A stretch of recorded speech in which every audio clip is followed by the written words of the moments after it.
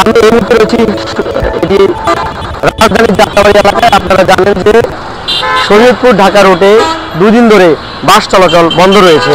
এটির কারণ এবং বিস্তারিত জানতে আমরা এই মুহূর্তে রয়েছি রাজধানীর যাত্রাবাড়ি এলাকায়। এখানে এসে জানতে পেরেছি যে দুদিন ধরে শরীয়তপুর থেকে যাত্রাবাড়ি রোডে যেই পরিবহন রয়েছে, শরীয়তপুর সুপার সহ যেই পরিবহনগুলো আমাদের শরীয়তপুরের যাত্রী আনা নেওয়া করে, সেগুলো বন্ধ রয়েছে। এর কারণ হিসেবে যাত্রীরা এবং যারা মালিক পক্ষ রয়েছে তারা জানিয়েছে যে স্থানীয় ফাহিম নামে এক যুবদল নেতা আছে, তিনি মূলত এক মোটা অঙ্কের টাকা দাবি করেছেন বাস মালিক সমিতির কাছে। সে কারণে মূলত এই রুটে বাস চলাচল বন্ধ রয়েছে এবং এই বাসগুলো গত দুদিন আগে কিন্তু ভাঙচুরও করা হয়েছিল ওই নেতার নেতৃত্বে, এবং সে কারণে কিন্তু এগুলো বন্ধ রয়েছে। আমরা এখানে এসে যাত্রীদের সঙ্গে কথা বলেছি, তারা জানিয়েছে তাদের যে মূলত দুর্ভোগ সেটি কিন্তু তারা বৃহস্পতিবার যে সরকারি ছুটি, শুক্র এবং শনিবার, সে কারণে শরীয়তপুরে অনেক মানুষ কিন্তু শরীয়তপুর থেকে ঢাকায় এসে অফিস করেন এবং 2 দিনের ছুটি পেয়ে তারা শরীয়তপুরে গিয়ে আসলে পরিবারের সঙ্গে কাটান। সেই সুবাদে কিন্তু বৃহস্পতিবার যাত্রীর প্রচুর চাপ থাকে।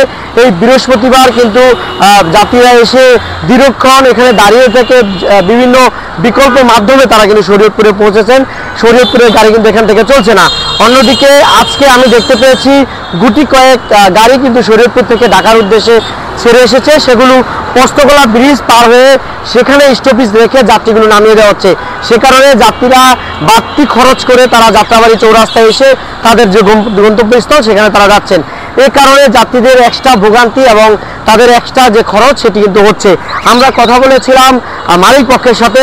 মালিক পক্ষ আমাদেরকে জানিয়েছে যে এই শরীয়তপুর যাত্রাবাড়ি রুটে যে গাড়িগুলো চলাচল করে সেই গাড়িগুলোর কাছ থেকে এককালীন 5 কোটি টাকা ও প্রতি মাসে 10 লাখ টাকা চাঁদা চেয়েছেন স্থানীয় যুবদল নেতা ফাহিম। তিনি এই টাকা দিয়ে চেয়েছেন এবং সেই টাকা দেওয়ার আগ পর্যন্ত তাদেরকে গাড়ি চলাচল করতে নিষেধ করে দেওয়া হয়েছে এবং গাড়ি ভাঙচুরও করা হয়েছে বলে জানিয়েছেন মালিক পক্ষ। এ কারণেই মূলত গাড়ি চলাচল বন্ধ রাখা হয়েছে। আমরা এখানে এসে দেখতে পেয়েছি শরীয়তপুর রুটের যেই গাড়িগুলো রয়েছে সেই কাউন্টারগুলো কিন্তু বন্ধ রয়েছে যাত্রাবাড়ি এলাকায়, এবং আমরা যাত্রাবাড়ি দোলাইপার যেই কাউন্টারের লোকজন রয়েছে তাদের সঙ্গে কথা বলেছি। তারা বলছেন যে গত 2 দিন ধরে এই কাউন্টার থেকে গাড়ি আসছে না এবং সেরেও যাচ্ছে না। এ কারণে মূলত যাত্রীরা এক্সট্রা ভোগান্তিতে পড়েছেন। এই রোডে চলাচলকারী হাজারো যাত্রী সকাল থেকে পায়ে হেঁটে তারা কিন্তু পোস্তগোলা ব্রিজ গিয়ে সেখানে ঘন্টার পর ঘন্টা দাঁড়িয়ে থেকে কিন্তু তারা গাড়িতে উঠছেন এবং গাড়ি দিয়ে যাচ্ছেন। অন্যদিকে আমরা কথা বলেছি গাড়ির যেই ড্রাইভার রয়েছে তাদের সঙ্গে।